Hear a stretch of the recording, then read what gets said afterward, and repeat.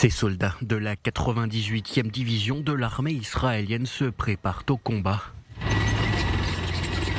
Objectif, augmenter la pression sur le Hamas dans la ville de Khan Younes.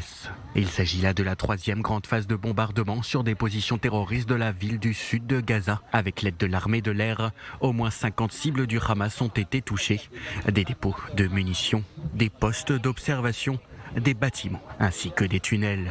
Un jour après l'arrivée des chars de Tsahal à Khan Younes par la partie orientale de la ville, des habitants sur place évoquent une avancée de 2 km, des Palestiniens invités à se déplacer en zone sûre. Nous étions à la maison et soudain, quelqu'un nous a dit d'évacuer.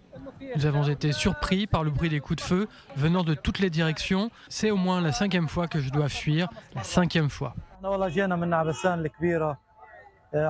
Nous avons évacué la zone est de Khan Younis, comme l'armée israélienne nous l'a dit, afin de nous diriger vers une zone sûre. Mais il n'y a pas d'endroit sûr. Partout, c'est pareil. Sur place, les autorités locales avancent le chiffre de 70 morts et au moins 200 blessés. Le Hamas ne fait pas la distinction entre civils et terroristes. D'autres sources rappellent qu'Israël a réduit la zone humanitaire au sud et au centre de la bande de Gaza, où vivent environ 1,7 million de personnes, de 65 à 48 km², en raison des opérations militaires sur place. En parallèle, Tsahal poursuit ses combats à Rafah. À plus petite échelle, plus que 2 unités de l'armée israélienne opèrent sur place. Hier, 150 terroristes ont été éliminés et des centaines d'armes ont été confisquées.